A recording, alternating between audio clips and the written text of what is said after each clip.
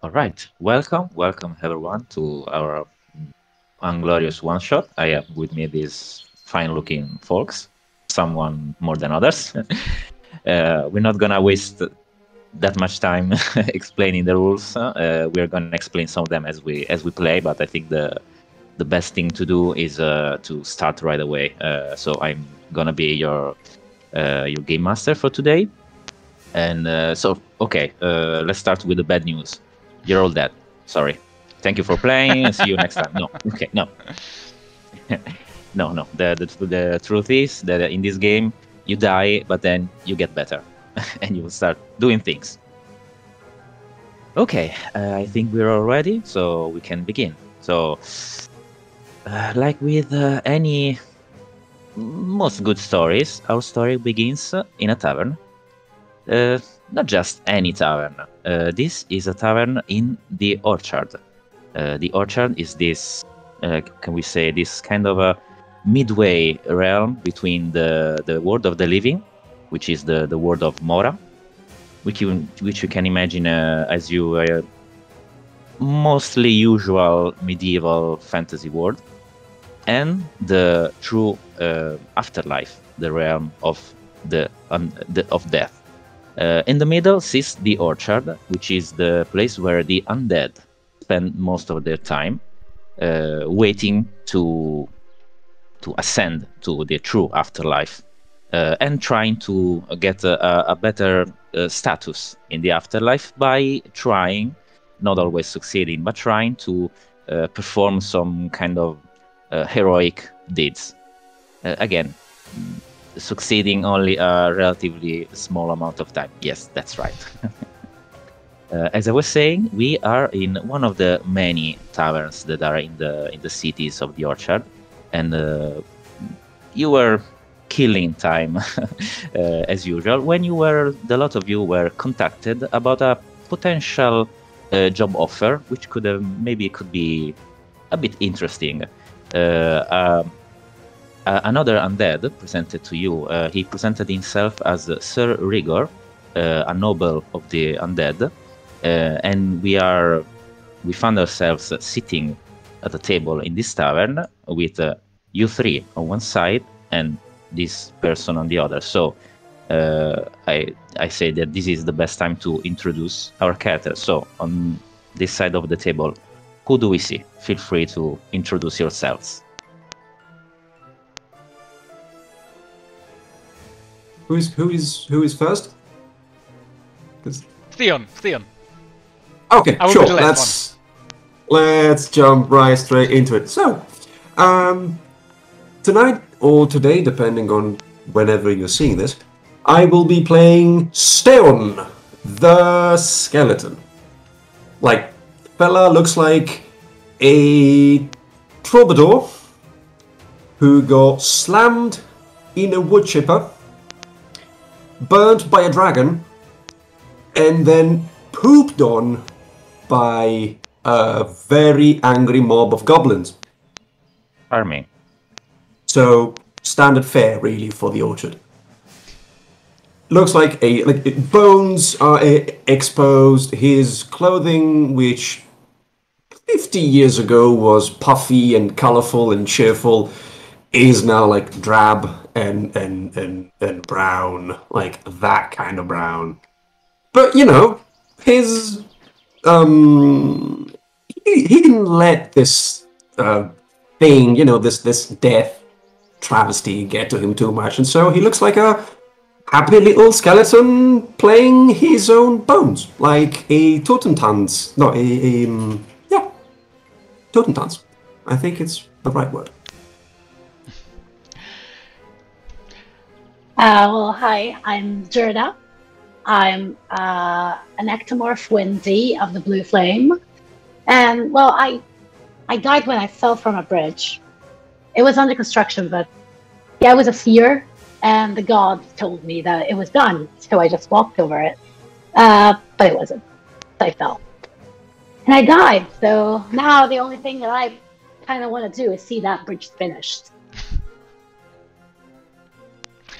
So, oh, sorry. Go ahead.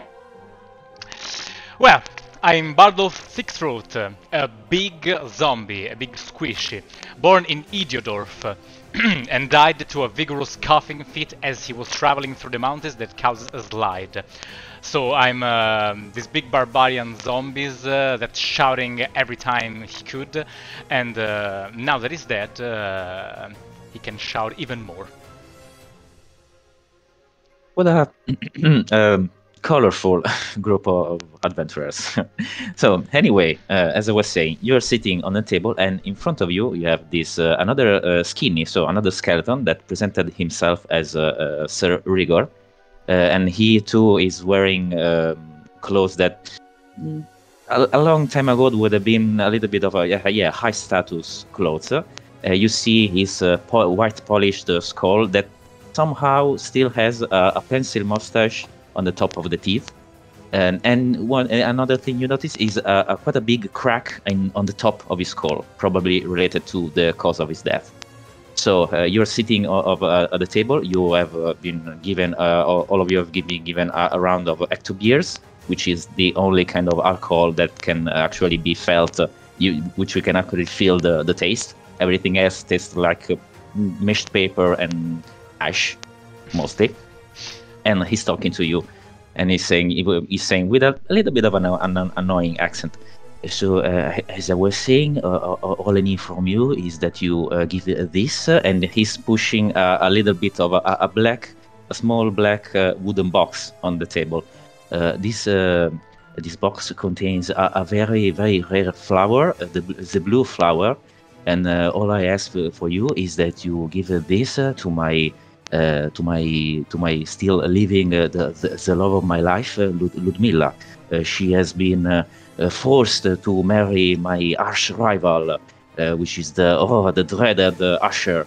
I want you to give this to her so that she knows that I still think of her, and I will be waiting for her here all the time that it needs before we are reunited.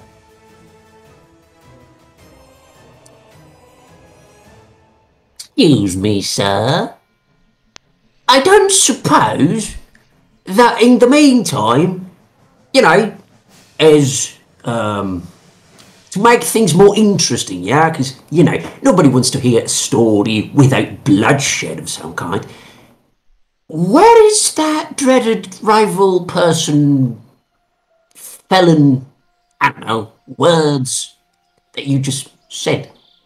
Oh, he and Ludmilla are living together. You will have to do all the stealth and get in her mansion.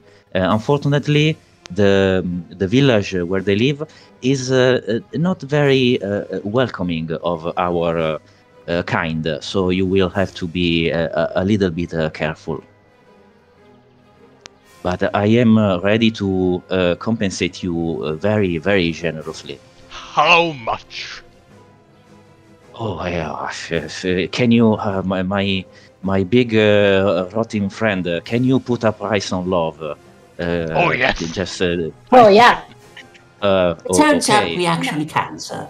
Enough to fund So- the construction of a bridge. I suppose if you use wood that is not too expensive, I think so. Anyway, I write all the details, and he presents to you a piece of paper with all the details of the job, and you can see that the reward is that he has written, which is his offer, is fairly generous. Maybe you could not build like the biggest bridge in the world with it, but it could be a good start. A good start. Are you sure? A flower is not better a boar? Oh, maybe, my friend, but she, my love, she loves the flowers, so I give what she likes, Maybe a boar covered with flowers. Oh, that is a very original suggestion, and I might consider it for next time. But it is very important to me that you give her this very flower. Well, as you wish. big eye. The idea of boars, although dreadfully out of tune, could actually be interesting to ensure that the locals do not, smash us to bits. For example, everybody, them people upstairs, they love their food, because they can eat it. Bloody bastards. So maybe that's a plan. Oh no, the boar is for me. Oh. Well, I guess we tried that. Very well, very well. So yes, you go, and I wait for you here, and then I give you the reward. Yes. You don't come with fair. us. Oh no, I cannot come. You see, I bear a great shame with me. You see, I was to have a duel with my rival for the love of my Ludmilla. We were to have a duel with pistols, and I was, but unfortunately, I was preparing my gun, my pistol, and but it didn't work very well, and I shoot myself in the head, and he points to the big crack in the skull. I cannot present myself to my love with this great shame on me. Oh yes, you're pretty ugly. Aren't we all? Speak for yourselves. Yes. So windy. Like hovering in place. Yeah. So let's go. Yeah. Just as a note, the village Mr. Rigor is sending us to isn't the one that I died in. Is it? So you see that he has given you basically a parchment with the details of the job, basically whatever he said to you. And yes, you see now the name is not the same. You don't really know of this place. He has given you this parchment to give to basically you will have to cross between the orchard and the world of the living. And to do that, you will have to go through the frontier. So basically, yeah, you will have to present this document and get your stamp and authorization to cross over. Because bureaucracy is literal hell, and this is the case. Now, I could make a joke at the expense of the British, given the times we live in. I won't. Are we sure? Not now. Not now. Okay. Good call. Okay, so you finish your beers, I suppose, then you get up and you make your way to the frontier, the frontier which is situated to the very the border of the city, the Mortopolis, which you find yourselves in. Picture yourselves basically a 35 stories building tall, which is literally shaped like a huge coffin, a gray-black coffin, which has one single door entrance at the front, and a long line of undead, which is standing and waiting for their turn to cross over and do their business and their deeds in the world of the living. So you patiently wait for your turn. Today is a little bit of a faster day than usual. It takes you only 4 hours of wait before you take your turn. But I mean, you literally have all the time to spare in the world. So you've kind of gotten used to that. So when it is finally your turn, you get inside, and in front of you it stands basically, again, a postal office from hell, more or less. So a long line of desks that is on the wall in front of you. All of the desks are empty except for one, the one of the very far corner, where a PT is sitting on the back of it. The PTs are the bureaucrats of the orchard, and you get to this desk and you find this very pale, very gray, ancient gentleman, which is literally covered in webs between his ears and his shoulders, wearing a very worn out brown suit. And when you get closer, you see that he has no legs, but there is like a brown vapor where his legs should be. So he's not actually sitting. He's like hovering a few inches from the bottom of the chair. And you see that he's very intent, apparently, in reading some kind of document. You see piles of very literally covered in webs documents that are waiting to be probably signed or whatever. And he's very intent in reading something. But as you get a little bit closer, you start to hear. So he's not intent in reading. He's actually sleeping. So. Okay. Sorry. He very slowly opens his eyes, but they don't open completely. They like stay half closed. We have a flower. Well, yes. State your business. Flower. I'm going to. Yes, that is a flower. So, we need to go upstairs in the realm of the living, yeah? To bring, said flower to... Present the official request. And I pull out the papers that Mr. Rigor gave us. So We need to go to this village here and bring... So he takes the parchment Flower. and... Yes, flower. So he takes the parchment and starts reading it. And you see there are again some of the details, and he gives you another document, which again is the official request for crossing. So he says that you see that every time you undead cross over, there is a level of risk associated, with where you cross, because not all the places in the world are equally welcoming of the undead. So in some places you can literally walk around the streets in broad daylight and no one would give would give 2 cents. In some other places you get your usual angry mob with pitchforks and torches situation. This is kind of a midway. This is considered a level 2 risk zone. So you undead are not welcome. You could, if you get caught, you could probably have some trouble, but it's not like the most dangerous place in the world. So before lighting the torches, they give you an official notice that says, "Mister, if you continue loitering, you will be torched and pitched. Please leave." Some people do.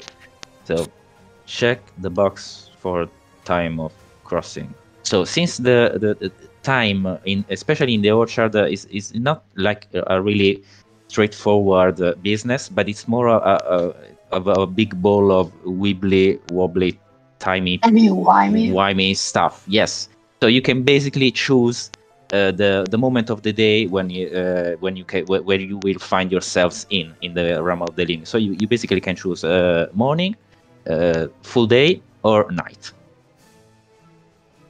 And there is literally a box that you can check to choose. Well, night sounds better if we have to do stealth. A ride in the upstairs at night, waiting to deliver a flower.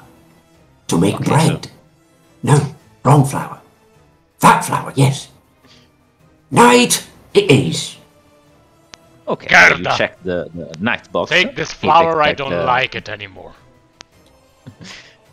So you saw it, and it's effectively, except for our Bardolph, you find that it is actually a very beautiful, like of a blue, metallic blue, almost metallic blue flower, very particular. So you check the box, give the parchment back, and he starts reading again. It takes him a good 15 minutes to read like 1 page of the parchment, and after he finishes reading, his right arm starts slowly rising, and he says, "Proceed to the end of the corridor for the crossing." And as his arm is still lifted and pointing, you see that his head starts to floor. Yeah, fat fella's about to doze off again. Okay. And he stays there like with his finger pointing to the end of the office. Talking about dedication to duty.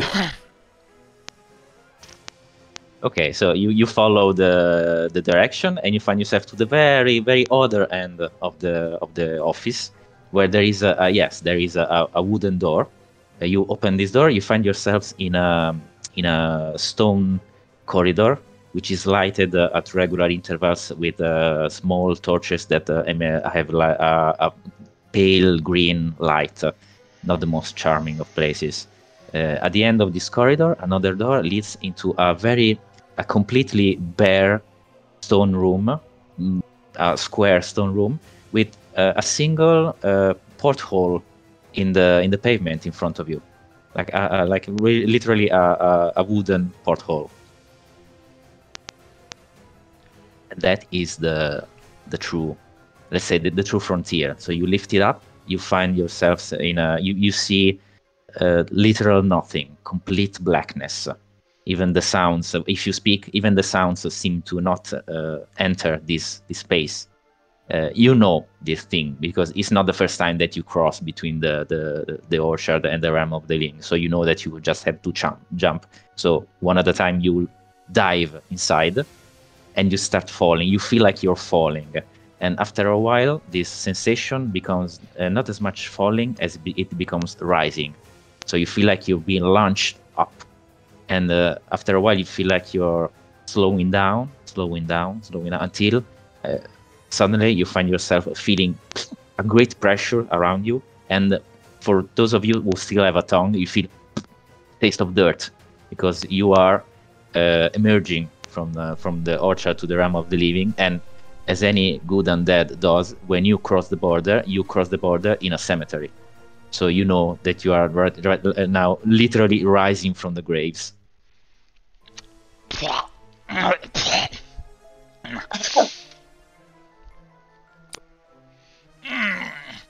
As far as dramatic entrances go, I guess I couldn't hope for best. This Perfect, place so. looks familiar. Oh, does it? But Have it you is been a here? pretty nondescript cemetery. I mean, there are possibly literally thousands of these places all around the world of Mora. So it's a pretty small cemetery, classic, with stone, made of stone and things, stone crosses and things like that. The only thing that you notice as you start looking around a little bit, is there is quite a little bit of there are some signs planted in the cemetery around, and if you get a little bit closer and start reading some of these signs, you see things like there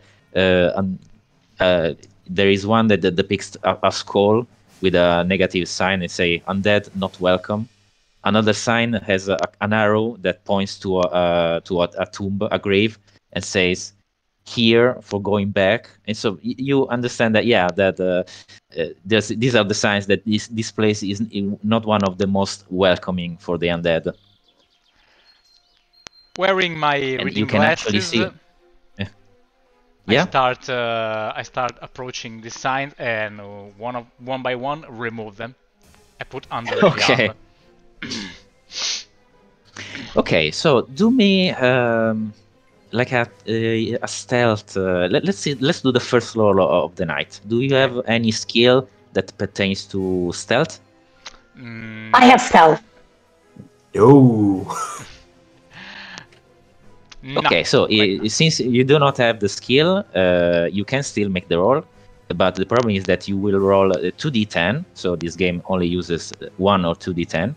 Since you do not have any proficiency, in any skill that pertains to this particular need, you will roll 2 dice and take the lower result, kind of a bit like a disadvantage.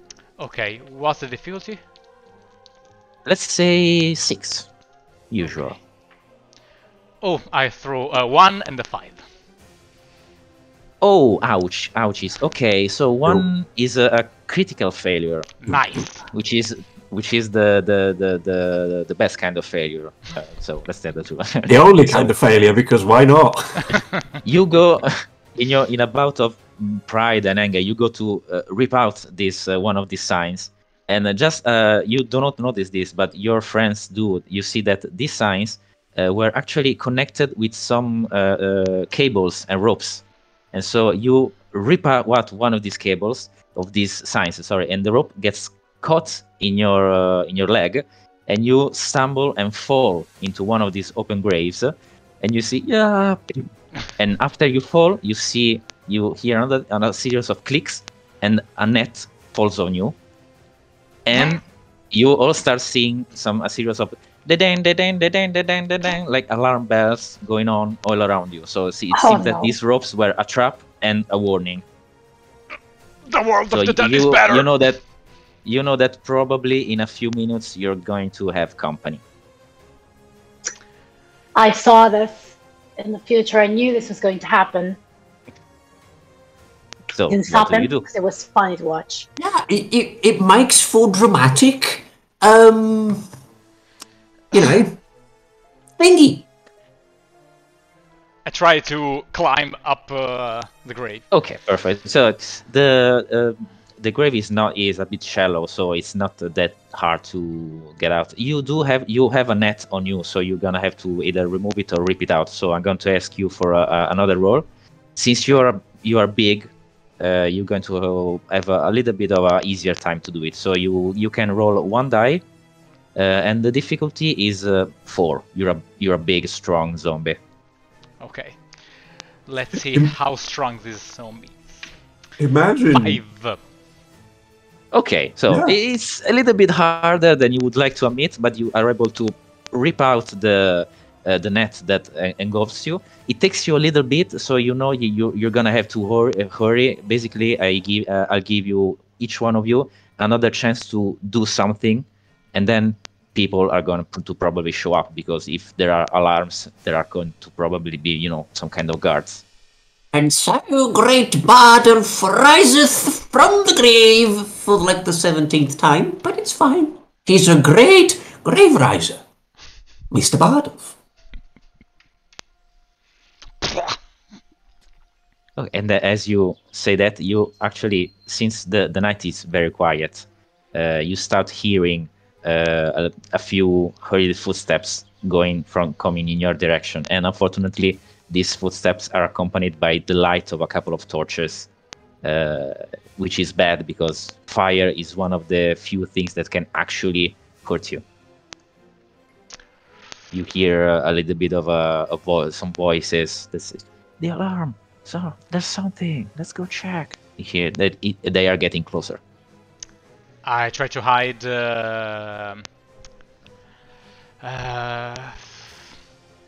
near a tomb. There's a tombstone large enough to hide me.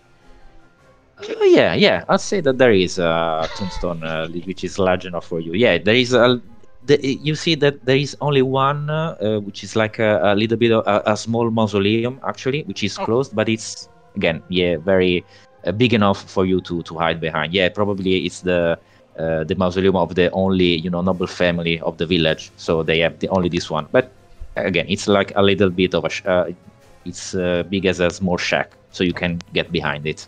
Okay, I'll do it. How about our other brave undead? I hide too. Can I go inside the mausoleum? Because I can go through. Oh yeah, walls you if have they're the not power big to go through walls, right? Yeah, absolutely you can. So you spend. I think that you just have to spend. Yes, I have to spend a soul point. One soul point, which is the magic that sustains you undead, and you can use to activate your powers. You can cross the wall with not much problem. It's not very very thick, so you just without. You see Bardolph. You see without. You see your friend just literally go through the wall. I try to do the same. You just and it. Oops. I might do something silly because I am the bard. I am supposed, contractually obliged to be silly, and I am going to go to the mausoleum and then pose as a statue of an ancestor. Yes. Yes. Okay. You know those statues from the 1600s that have extremely detailed muscles and bones. Yeah. And, like that stuff. In your case, only bones. Yeah, sure, of course. Okay. The alternative was charging in the opposite direction from the torches, but, you know, that's not gonna happen. I'm not heroic enough. Also because, you know, the torches are coming from the village, which is basically the direction you're going to have to take. So you can try to go around. But each one of you take your hideout, some better than others. And which is you, Steon, which you are the one that has, you know, the best point of view because you're posing in front of everyone. You see a group of three men arriving. Two of them have each one of them. Two of them have a torch, and a bit very rusty sword. So the sword would not be a problem for you. The torch might. The third man, which is a very ancient old man, which has a leash with an equally ancient very big dog to his leash. So yes, they cross the gate to the cemetery, and the middle one, the old guy with the dog, he says, "Oh, I heard the bell. Hey, good boy. You see, you smell anything? Go. Smell the dead. And you see this very old dog that plants his nose to the ground and starts sniffing around. So okay, Gerda, I'm not going to make you roll anything because you're literally inside the mausoleum, so they cannot find you. Yay. For you, Steon, I would say roll me something like, do you have a performance ability? I would Yep, guess you entertainment. have. Perfect. So you can It's kind of my thing. roll one die, or if you want to use your focus, you could spend 2 of your soul points, and if you do, you roll 2 dice and you get the better of the 2, just if you want. Otherwise, you roll just 1 die. The difficulty is 5 because 5. this dog, let's say that he doesn't look like the sharpest of dogs. So Yeah. He's a mole, not a dog. yeah, same for you, Bardolph. You do a stealth check. Okay. A good old boy rather than a good boy. Yeah, definitely. So the difficulty is 5.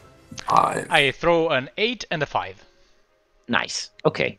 I'll roll straight and keep the points for later because I get the feeling my Oh no. let's make everybody have a rave party ability is going to be useful later.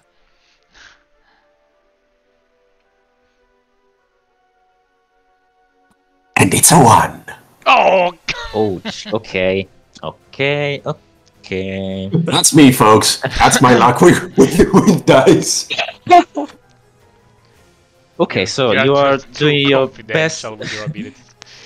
You are doing your best impression of a cemetery statue, and you think you're doing, quite a good job at that. But you are so focused on doing a good job that you do not notice this, Gerda. You see this because from the inside of the mausoleum you have a little bit of a room to see what's happening to the outside. And you, Bardolph, you hear it more than actually see because you are behind the monument. And as I was saying, you, Stan, are so focused that you do not see this big dog jumping to you and literally chomping on one of your legs and removing your tibia and taking it to his master. And so you crumple down, yes, and you fall to the ground. And he goes back, and you see that the old man and the other 2 are now looking in your direction. And they see that you are not a statue, so they look with quite a bit of a hostile look. And you see the old guy take your bone, look at you, and say to the other 2, "Kill them!" Oi! Get your own tibias! So they, sorry, but they launch toward you. So unless you have some miraculous plan of escape, we are going to have a little bit of a fight. Still, we are going to roll initiative. Wow. Because things are going to happen. So initiative is another D10 roll, which you can, if you want, you can augment with your soul points. So everyone roll and tell me your initiative. 4. Okay. Remember when I mentioned the let's everybody have a rave party ability? Okay. Oh, Yes. Feel like that's gonna be useful. Ooh. okay. Ooh. Sorry. Okay. Genie is back. Okay. Okay.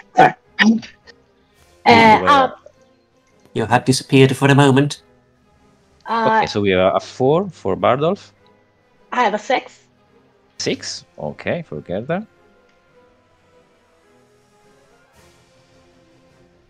A 2. Okay, okay. And you have a 2. Okay, so I am actually first. One of the guards rolled a 7. So one of these guys charges towards you and tries to a little bit, maliciously, tries to ignite you with a torch. Let's see if he can. I'm going to roll. And he cannot because I rolled a freaking 2. So he tries to stab you with a torch. Too bad that you're a skeleton. So the torch literally passes through your rib cage and goes back with no effect. And he looks a little bit confused, surprised, and ultimately not very bright. So, Gerda, it's your turn. I should get out of the mausoleum. Yeah, that could be a good idea. Could help. Can I open the door from the inside? I'm going to say that you can. Yeah. Okay. Okay, then I open the door and I cast a spell. Okay. It's fire projectile. Oh, okay. The best kind of spell. Yeah, but in blue. Oh, elegant. Right, so Okay, it matches the so road. roll. So you spend your points and roll to hit. So I'm assuming you're aiming for this guard. I'm aiming for the Okay, guard. perfect.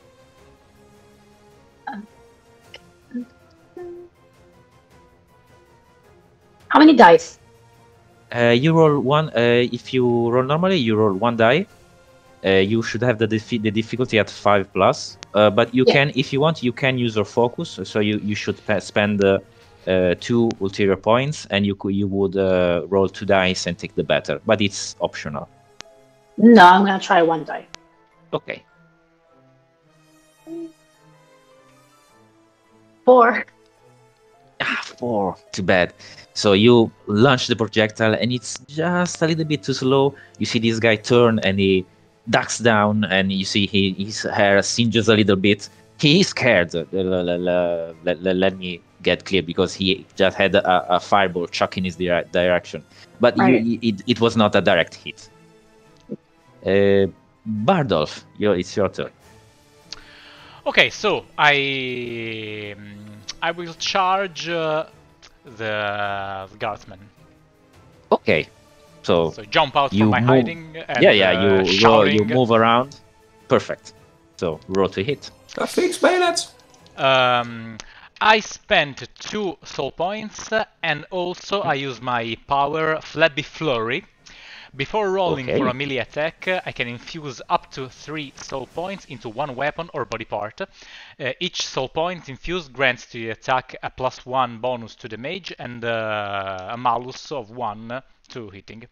So Okay, nice. I infuse 2 soul points that grants me +2 Okay. to the mage, and also spent another 2 soul points for focus. Okay, so I would say that since this guy was startled by the fireball, it is a little bit easier to hit him. So it would normally be a 6. It is a 5, the difficulty. Okay. You're welcome. I do a 6 and 3. So I take the best one. Okay, and, 6. Success. So how much damage you do? Oh, a Like lot. a lot? With my Idiodorf club, I do 3 damage +2. So 5 damage +1 for the charge. So 6 damage. Okay, so you literally one-shot this guy. So please describe how you brutally murder this poor man. Okay, after jump out, I raise my club, shouting, "We broke a flower!" And You bring it down to this guy that you know he looks at you for just a moment, and then he gets squished to the ground. Gets made to basically you made human jam. And I'm going to say that when this happens, the other guard and the old man look at each other, look at you, and if you do not do anything, they turn tail and run because they just saw their friend, get smushed by a giant zombie. oh, I think I just continued shouting. Okay, perfect. So they turn tail and run away back towards the village. I'm sorry. See them, the old man has the old man is not much running as he is stumbling, but he's getting away from you. Hobbling with intent. Yes, perfect. Okay, so and after this little bit of a happening, yes, the night becomes a little quieter again for a little bit at least, and you, yes. As the old man is hobbling with intent back to wherever he lives, Steon, from the ground, takes from his backpack a address book that looks very yellow, although not on the print yellow, on the mold yellow. Okay. And shouts to the man, Excuse me, I have a question for the... Yeah, he's muffins. not stopping. He's not stopping. Muffins! We have to do this the hard way. Fine. Yep, only hard way here. Okay, so you have, for the moment, happened? you have avoided immediate danger. You know that they're probably, going to call some patrols and things like that, but you have a few minutes to elaborate some plan, yes, and act. How is Far Village? I suppose that the best plan here is to gloriously charge away into the night. assuming, of course, that there is like some kind of forest, woods, grove. Now that you have some time to look around yourselves, you see that you're in a very simple place. Basically, there is this small cemetery.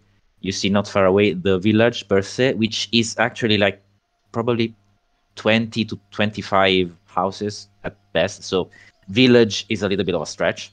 And village. Yeah, very close to the village, there is a very small hill, and on top of this hill, a mansion, a wooden mansion, not very big, but nonetheless a mansion, which is probably, that is your goal. But again, the village is very small. You would have absolutely no problem taking, a little bit of a detour and walking around the village and go to the mansion, if that is your plan. Yes, because Stone is, I think it's written in the sheet where it is. He knows famous peoples and households. Okay. And that was a motorbike. Sorry. No, it's fine. I would like to know if Steon knows if the mansion has like hunting grounds, so that from the forest we can get there into the perimeter of the mansion, and then from there do the thing. Okay. Let's do some kind of knowledge check. So you do have that kind of knowledge. So you can do a check, by rolling a straight D10, and let's see, depending on the result you have, you get some information. Okay, can I empower it with yes, points? absolutely. I will, because track record so far is not good.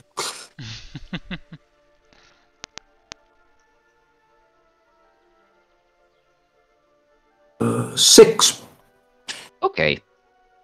While you do not know this village and this mansion in particular, you can see, it is night, but there is the moon, which is lighting a little bit of your area around. You do not see any kind of woods or hunting grounds per se. The place, again, it is a mansion, but it is a bit of a rundown mansion. It is not. It is by not any means a rich place, not the village and not the mansion. So you would probably get that there is no hunting ground. But the thing that you know about this kind of places is that there is usually not just the front entrance. There is usually at least one back entrance. For the servants and the supplies and things like that. They don't just go through the front door. And so, the heroes of this epic, that thing, said and held a council for long time and said, how about we take the back entrance?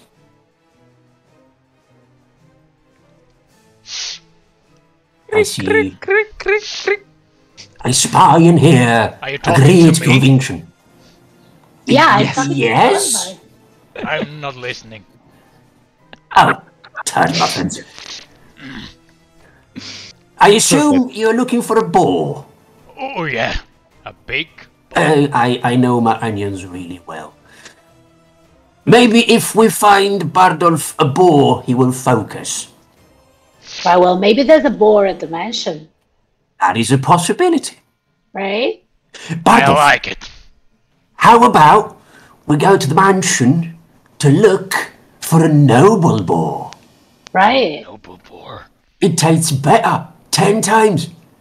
Also 10 times bigger than a normal boar. No, just the same size, so you can carry it easy, but it tastes good. Okay, that's fine for me. Glorious escapades, my bony tailbone, I guess. Okay, so again, you, as I understand, you take the wide road. I get my bloody bone back. Yeah. Yes. The guy on. dropped it. So you Rude. can. Okay, so as I was saying, I understand that you take a little bit of a wide berth to get to the mansion. Yeah, you can see, and as you have time to get out, and as you can see, yes, as you walk around the village, you see a line of torches going from the village to the cemetery. So probably, yeah, the guards have woken everyone that they could, and they started. But you see that they are all pouring into the cemetery, so they're probably like emptying the actual village. They're not going to this in a very smart way. You can see. Let's just say that everyone make me some kind of perception check. If you have any skill that relate to perception, you can roll one die. Otherwise, you roll two and take the lower one. I have sense and I throw Perfect. one dice only. That is applicable. I have no sense. Okay. I am senseless. You can still roll. Just you roll two dice and take the lower one. Yeah, you can all roll because you're doing the same road. I have nothing, so So close to a 10. So close. But five it's and a four. Oh, yeah. okay. So the 5 is the highest one. Okay, Yeah. a 5 is still enough that because the village again is very small. So as you go around it, you see that this group of men all poured away from actually one single building, which is probably, as you can see, it was the tavern of the village, which was probably the only place which you could find the people still awake. And you see again a line of people pouring out from the tavern. Yeah, it's the only place with lights inside. And you see a single figure actually stumbling and remaining a little bit back because from the way he's swaying, you understand that he's probably in no condition to actually do patrol. But he's trying to follow the people and wait for him. Wait for him. And he's just staying there on the door, like trying his best to not fall over. But again, your way is clear because the people are all going to the cemetery. Steon misses being drunk so very much. So I don't have to You make your listen to way. you folks.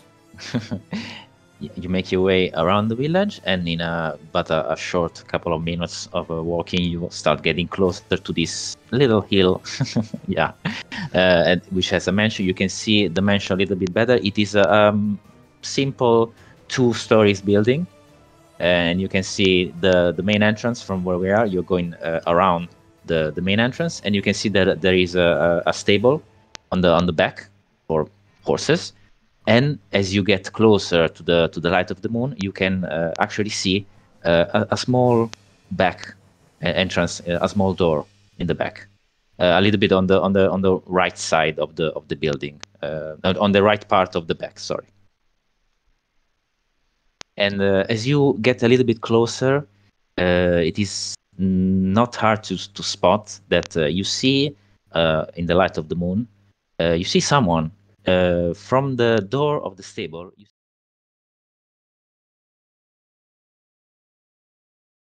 As you see that he's smiling at you a little bit more relaxed now that you are speaking to him.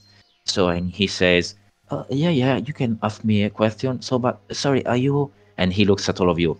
Are you dead?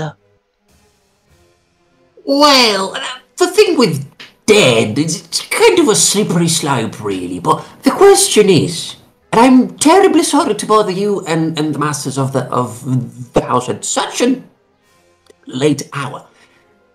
Is the lady and also the lord home? Because we have a Flower. a delivery of a flower, yes, to said lady of the house. Yes. The lady is sleeping with the lord in their room on the second floor. Yes, that is fine. But who is this flower from? Downstairs. I mean, Bardolph. Shut up. Okay. it's such a romantic story, though, right? Well, So, our employer is, you know, an admirer who wishes his name to be, for now, left unmentioned. Give me some sort of either a performance or if you Yeah. have some skill that pertains to deception, either some kind of role pertaining that. Entertainment? Yeah, I'll allow it. I'm Just grasping, because. I'm grasping at straws here, basically. I'll spend 2 more of the points because, you know. Oh, yeah, I almost forgot. Fuck. At the end of the scene of the cemetery scene, you all recover 3 soul points. So Okay, if you had nice. spent some, you recover 3 Okay. because this is a different scene. This helps.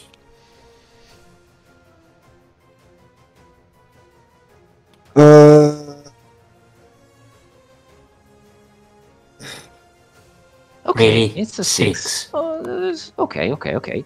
So you say that, and he says, "Let's see. He's not too bright, so let's see if he understands something."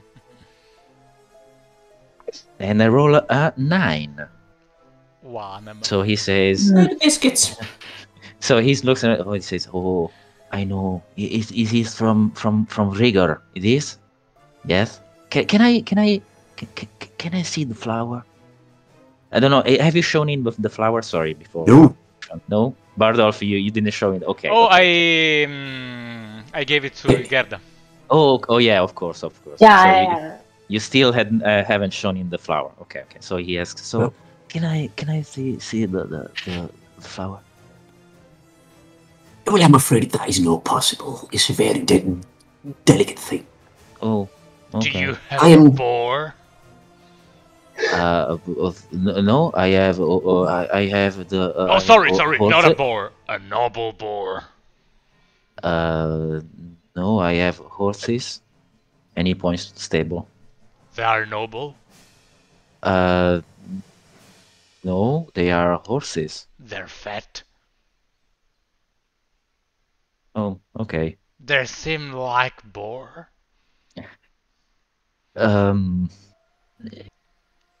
They have 4 legs and a face. Bardolph is not very happy. Oh, I'm sorry. Anyway, Me you too. should, you have to be careful because Sir Usher, the Lord, he knows that Rigor might try something. That guy is very suspicious. He knew that Sir Rigor might try something, so I think he hired some guards. I don't know where they are, but you have to be very careful. Very silent, very careful. Thank you very much, young man. And I look into my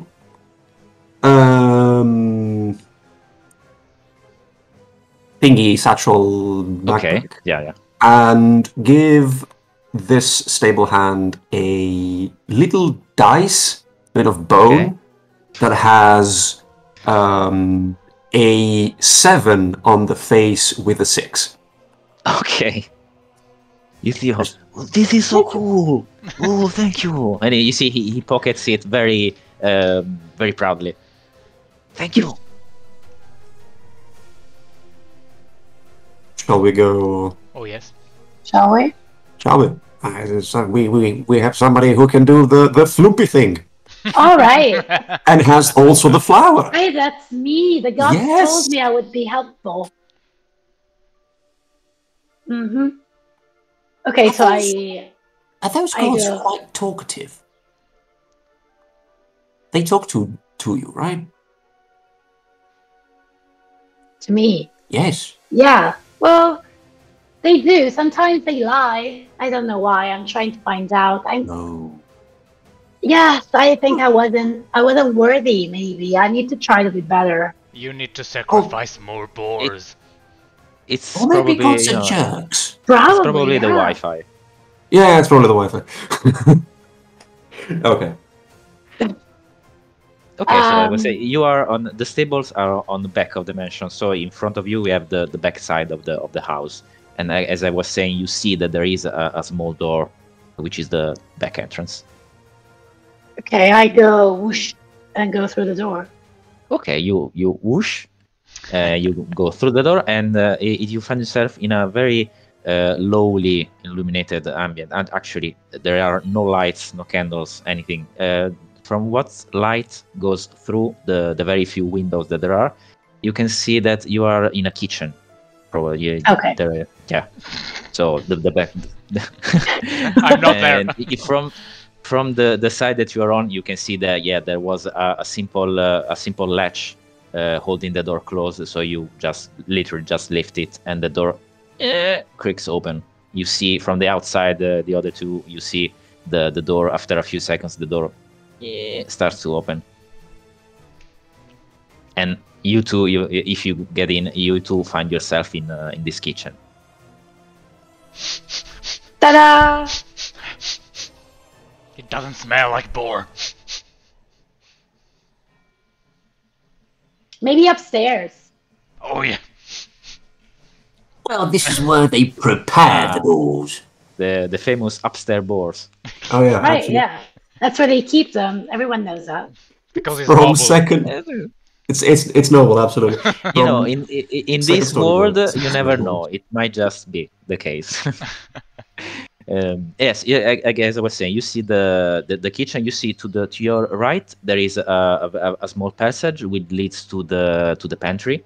So you see like sacks of flour, vegetables, fruit, all piled up in the pantry, and another door which you presume it leads to the main part of the first floor.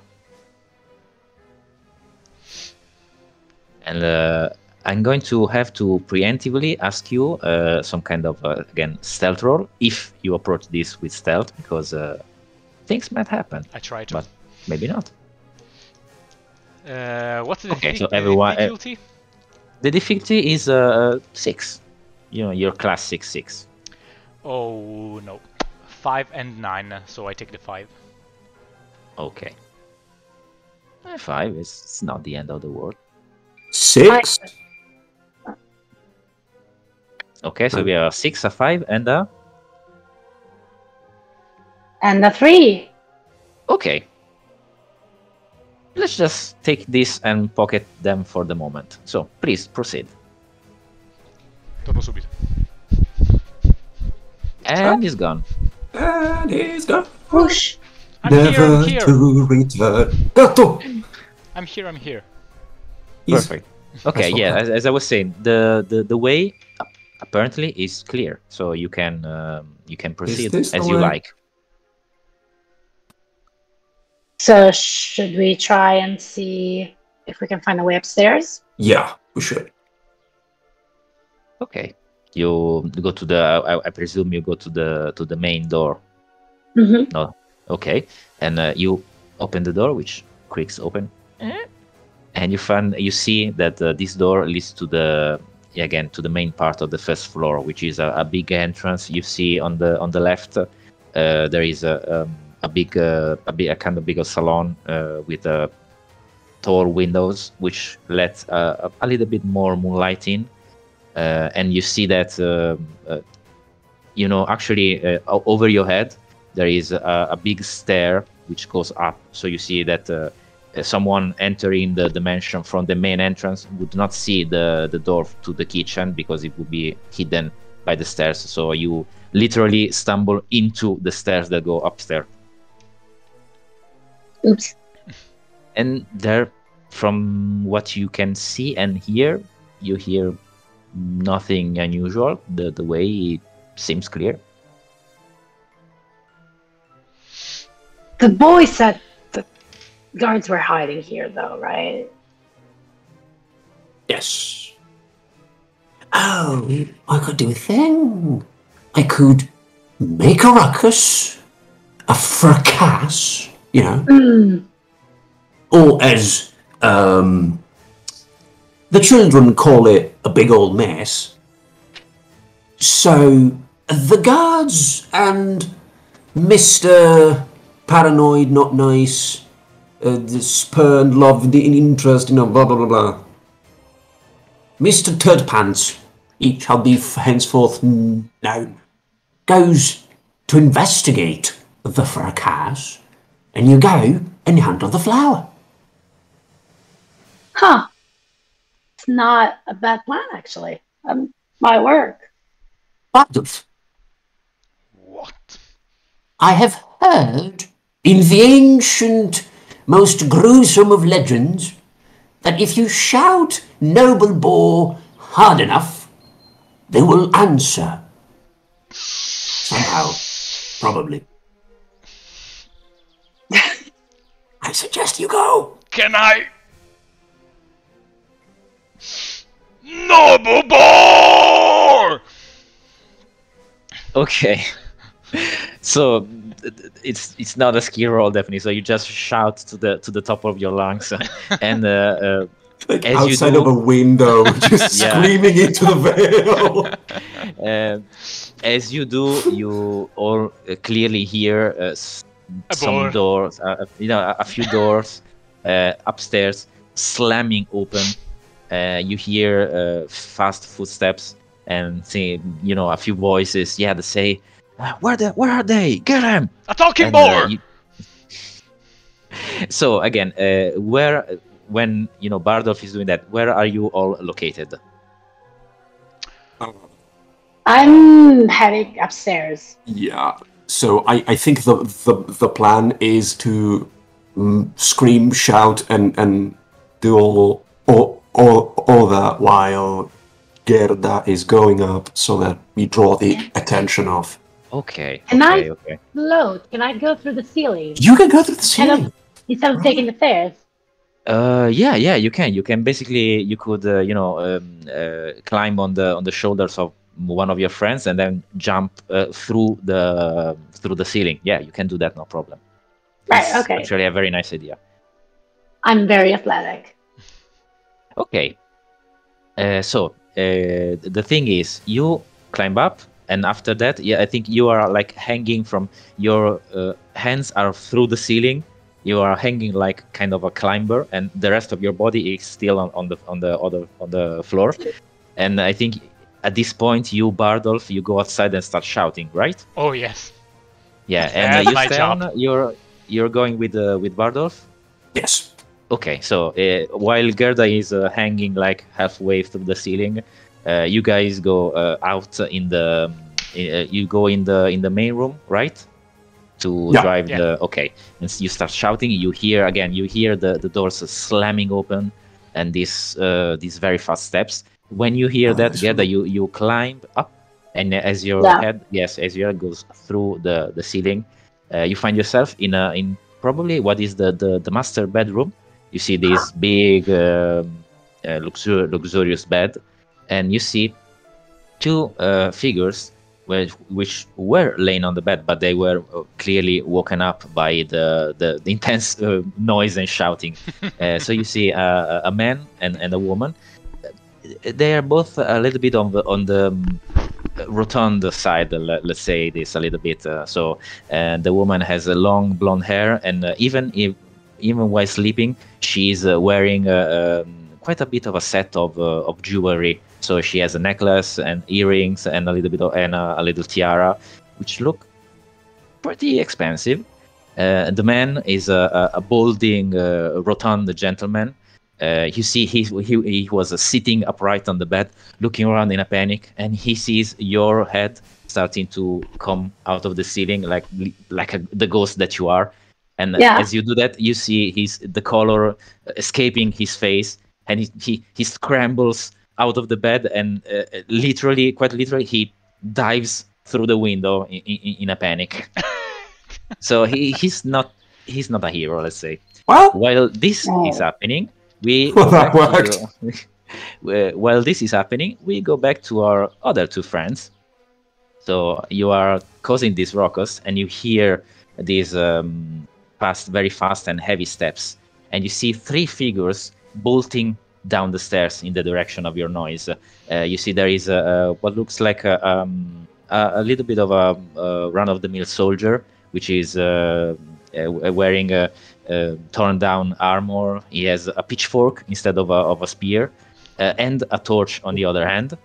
You see another man, again a little bit of a rotund man, which is wearing some kind of tunic. You see on this tunic the symbols of the Heptacaedecaist Church, which is the one of the main religious creeds in the world of Mora, and unfortunately for you, is a religion which is very much against the undead. And unfortunately, some of them have the means to fight the undead, like the third figure that you see behind them, which is actually a living joy, one of the sworn paladins, enemies of the undead. So you see, you have never met a living joy before in your life. So, and from the stories, you would expect, some kind of big dude in a complete armor set. This is not the case. Actually, this guy is the shortest of the three. He does wear armor, but the armor is a little bit ill-fitting. It looks like he's like a size bigger than he is, and he has the conventional hood that covers completely the face of the living joys, with a big, quite menacing grin painted on the front of the hood. So you see they're bolting down the stairs, and they see you. Unless you have done something to hide yourself, they see you, and they stop running, but they still start approaching with a little bit more carefully. You see the living joy unsheathing his sword, but you notice that the other two, the soldier and the priest, let's call it the priest, are actually going first, and the paladin is staying a little bit behind. They say, undead scum, this is your end. You see from under the hood. Sorry, I should not laugh.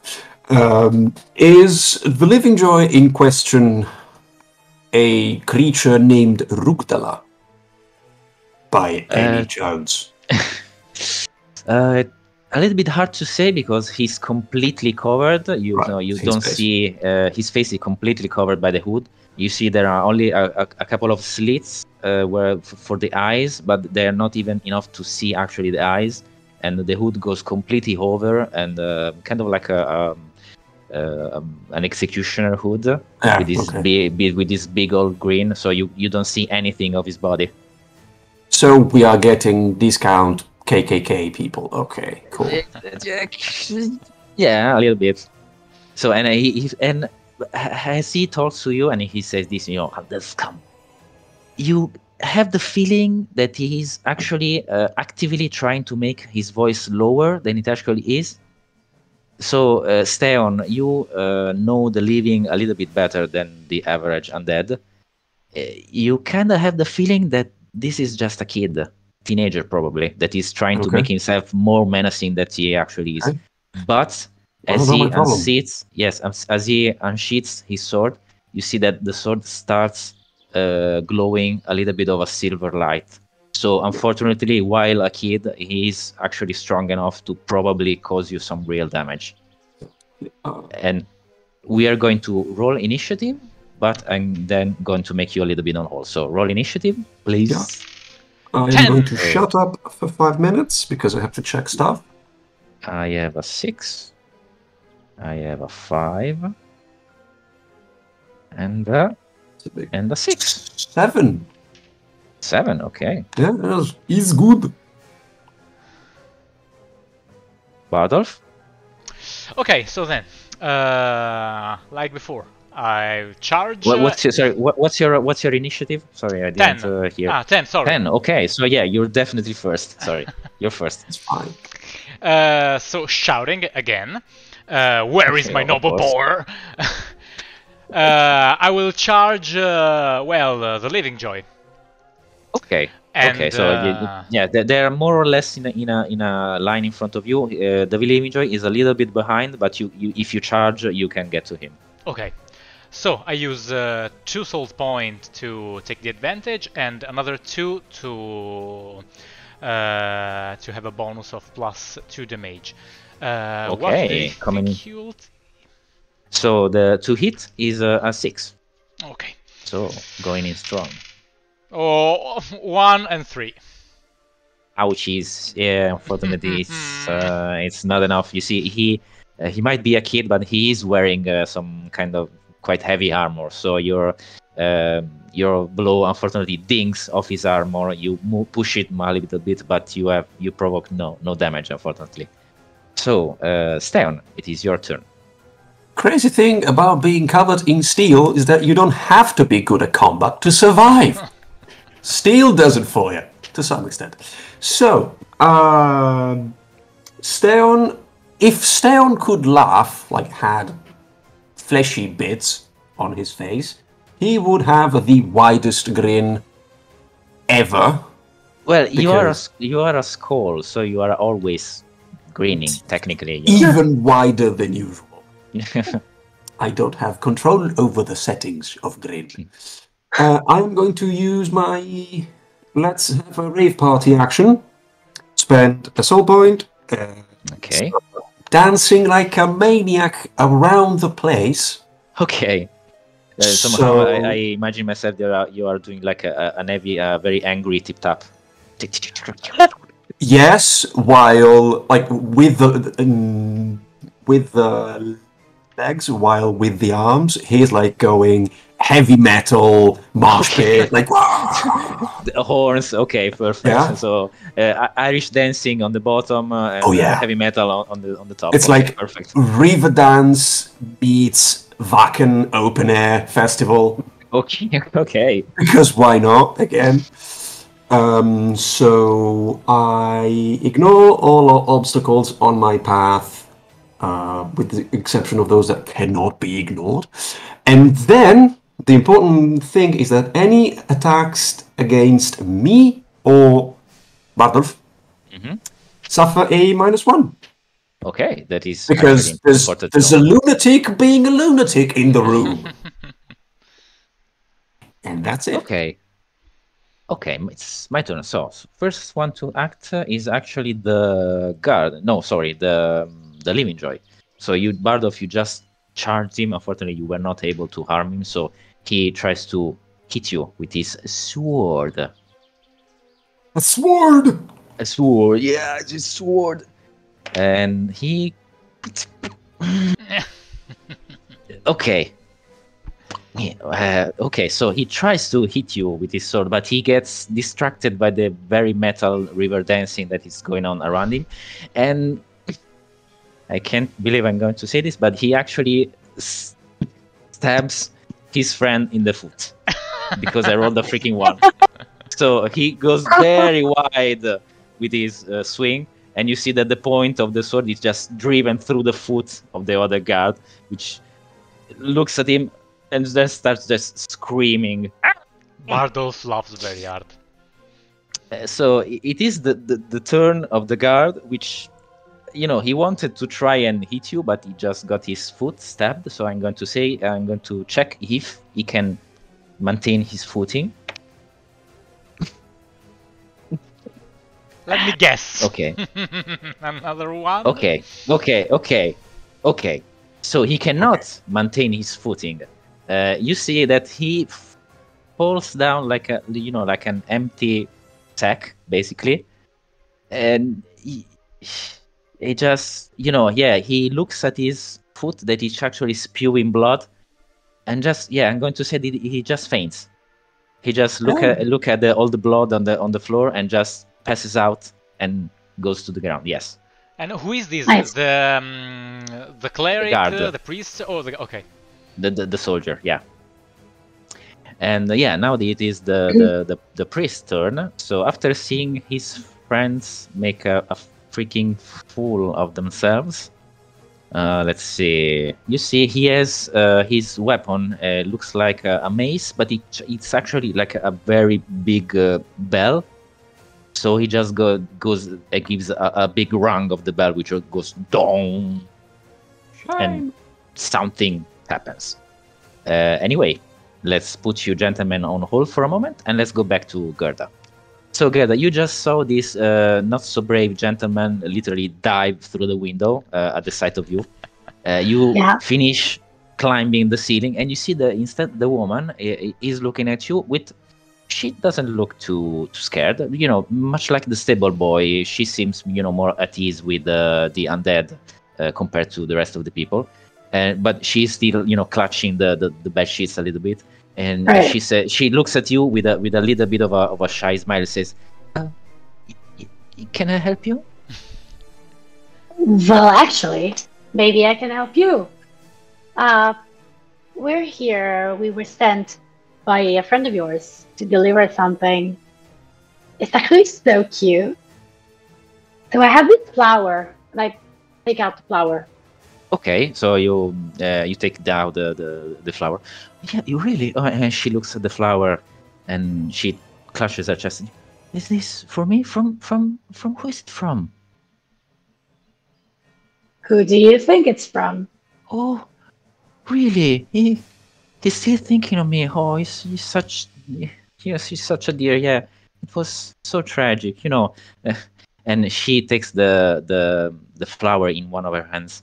We used to have a little bit of a game where he pretended to steal my jewelry. Yeah, we had such laughs, and she takes the flower to her face and starts giving a little bit of a whiff.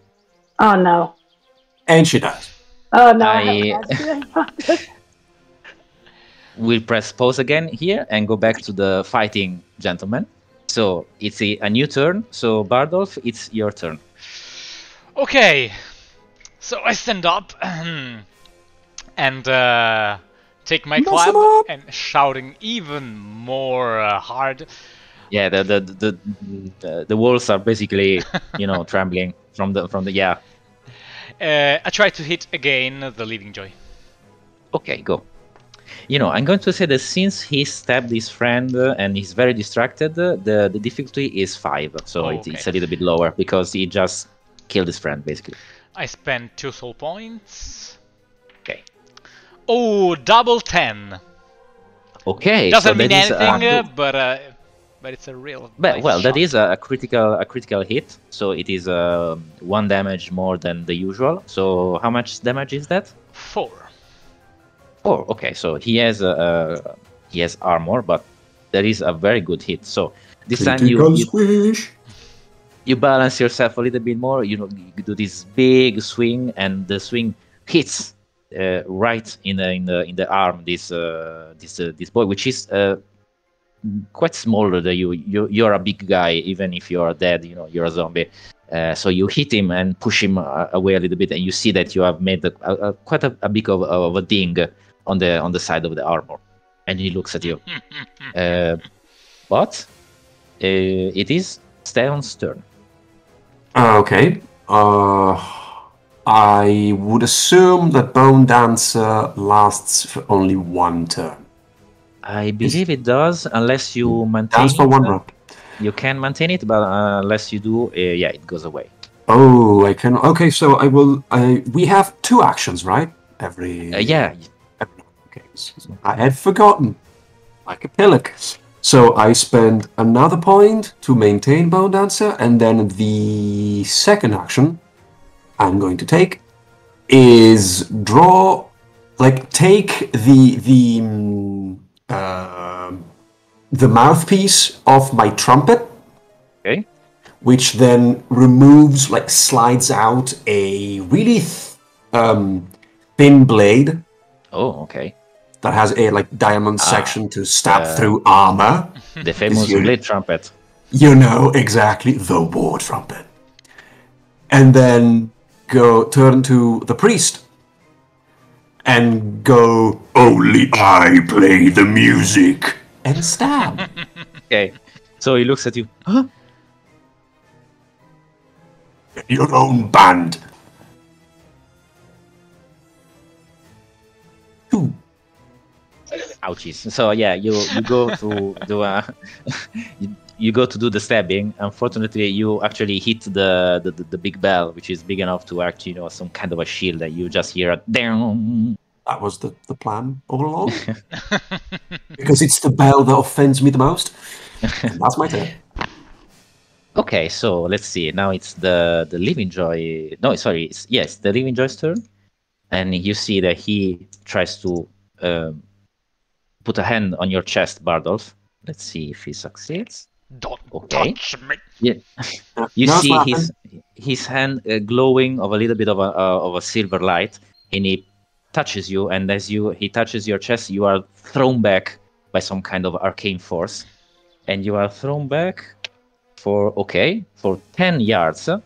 So you're thrown back quite a little bit. You impact with the wall, such as you just take 1 non-lethal damage, so not much. But since the die throw was a 10, you see the impact is so strong that you see the head of Bardolph detaches from his body and starts rolling away in the ballroom. And it goes a little bit away. So pay attention, there's going to be a problem. You, Bardolph, get a little bit dizzy because your head is rolling, so you have your vision. You're like in a dishwasher. And unfortunately, yeah, that happens. And then you see for this. Okay, that's all he does. Let's see the priest. The priest tries to, he takes some kind of a sword that he has to his side and tries to attack you, Steon. At a -1.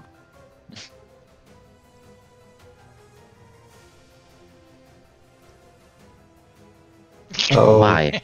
Oh, goodness gracious. Okay. Muffins. Yeah, so he tries to stab you, but he's so unbalanced by the bell that he has in his other hand that he actually loses balance and falls flat on his face. He does not knock himself out, but he completely loses his turn because he's flat on his face. Okay, it is acceptable. Let's go back to Gerda. So you just given the flower. You see Ludmila take a whiff of the flower, and then you see the colors completely escape her face. Her lips start turning a deep blue. You see the eyes going milky white, and in a couple of seconds you see her standing and then starting to fall and actually fall to the ground, completely dead. Nice. In my defense, Gerda is really gullible. So. What a nice thing is love. Right. In my defense, I'm dumb as rocks. In the meantime, In the meantime, you can easily hear that the fighting downstairs is not that far away. So you hear, especially because again Bardolph is shouting at the top of his lungs. So you know that your friends are fighting right now. Now, I'm a little preoccupied right now, but can I take the flower back and? Yeah, of course, it's in her hand. Yes, what do you want to do? I don't know, just check it and see if it's poison, which maybe we should have done before. But it is clearly pretty poisonous since it killed a person instantly. Sure. You don't have this problem, so you did not notice before. Right. So I take the flower and I go downstairs to give everyone the good news. Okay, so as you get out, you get to the top of the stair, and you see that Bardolph and Steon are occupied in a brawl with this. Yes, and you see, I'm gonna say that you get to the Bardolph stairs. and Bardolph's head. Yes. 3 against 2 now. Yeah, you get to the stairs just as you see the head of Bardolph rolling on the floor, and his body is completely encased in the wall, in the wooden wall. I'm going to say that if you want, you can do some kind of range attack if you have. Otherwise, next turn you can get into initiative. No, I can try and fire another projectile. Okay, so go spend your the soul point and roll to hit. It's I believe it's on a 5+. Yes, it's 5. Okay. It's an 8. Okay, cool. So this time you hit. So who are you aiming it to? The Living Joy, the Paladin? I'm aiming for the Living Joy. Okay, perfect. So you hit him fair and square. So this ball of blue fire engulfs his torso, and you see that his clothing catches fire a little bit. So he starts to pat it down, but the hood gets actually consumed. So and he starts getting burned. You see that Seon, you were right. You see a boy of probably 16 max with a scraggly red hair and quite a bit of acne on his face. He's trying to pat down the fire. So, but you have inflicted quite a little bit of a hit. Between that and the hit of Bardolph, he's showing some wear and tear. Now roll initiative, and we are going to go to a new round. You are going to jump in. Bardolph, it's your turn. You are blocked quite literally into the wooden wall, and your head is rolling away. Okay. So first, I will try to get free. Okay, so you can do let's do a check. Kind of a strength check. Again, you're big, so you can roll 1 die, and the difficulty is 4. It's not that hard. Can I spend 2 soul points to throw 2 dice or no? Yeah. Yes, you can. So my last 2 soul points, 9 and 2. Perfect. Yeah, you just muscle out of the wall, and you get out. You see, it's strange because you see from your head, so you actually see your body getting out of the wall. Good job, buddy. Now come back here. Yes, you have another action. So Gerda, what's your initiative? Sorry. 6. Okay, perfect. With my second action, I try to. Oh, I don't know. Can I see the Living Joy? Check in my head. Yes, you can. Your head is resting on its side, but your eyes are on the direction of the fight, so you can see people. Okay. So I will try to hit. Perfect. The Living Joy. This time, since your head is detached, I'm going to say that it's actually a little bit harder. Okay. Because your vision is all scrambled up. Sure. So it's a 7. It's a 7 to hit. Okay, so just 1 dice. 9. Okay. Let's see. Between that and the other. The other left, you fool! Okay. Again, another big swing, and again you ding the armor quite a little bit, and you push him away, and now he's quite a bit bloodied. Steon, it's your turn. Okay. So the Steon? guard, the soldier is unconscious. The priest Good. is flat on his face. Which is also good.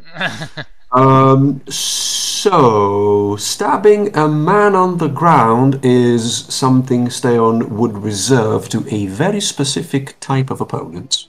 Okay. Because he's an asshole, but also he has standards. So he's like lawful asshole, I guess. He's going to grab Checks his bards. He's going to grab his harp, detach the spine, which comes out with an axe head, Okay. and with a weapon in each hand in a comically inappropriate imitation of some berserk from the north or some such. Okay.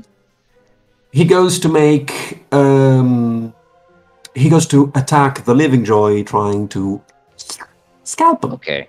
Okay. So you try to attack twice, right?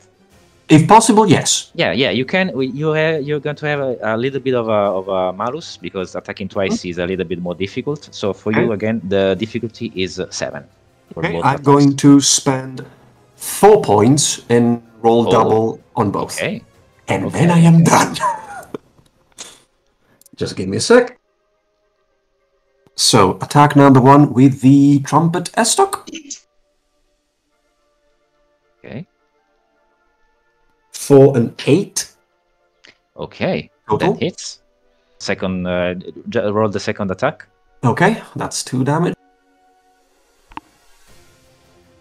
And 5 both ways. Sadly. Okay. No hatchet.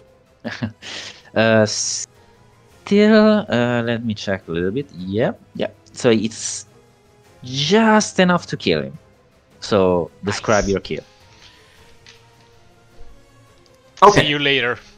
See you later. So, Steon unjams the estoc from the bell of the priest now off face first on the ground. Stops the Vaken river dance thingy. Okay. Very slowly and dramatically turns to the Living Joy. Goes in for the scalp with the hatchet. Okay. The Living Joy takes that half step back, so he's missed, and then Steon with the estoc goes from down upwards here. So straight on Mortal Kombat. This Basically, thing. Yeah, is and very goes. dead. So he's just probably going to. You might even see him again in the orchard. Who knows? Yeah. But for the moment, he's just dead. Stay on And as the poor guy, the poor kid falls to the ground, Steon goes, "And you shall remember. And if you don't, I will remind you who killed you." Okay, so You turned muffin. that basically that does it. Meaning the last remaining conscious member of the group. Yeah, as you see, he's probably his boss. Brutally murdered. He just again gets up, turns tails, and runs. So your mission is successful. Yeah, with very much air quotes. Your return. Your return to the orchard goes pretty easy. You make your way back to the cemetery without encountering any kind of resistance because the people, they had probably completed a round of checking and then went back to getting drunk at the tavern. Bardos So and Stern knows that the girl. Right, they know that Ludmilla is dead. Did you tell them that Ludmilla died? I mean, no, yeah, I did. Kind of a funny story, guys. So funny. So. Did you find a boar? No. Oh, hello. It's not however, funny. the flower was poisoned, and I had no means of knowing that. So, not my fault. Oh, Are you how... sure it's not your fault? Yeah, it was so pretty, and I just wanted her to have it, and then kind of died, How the Why? turns have tabled. right?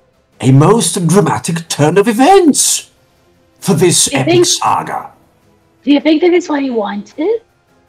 Oh, I know not, but it Right? sounds cool. I said a boar it was Oh. better. Doesn't exist poisoned boar.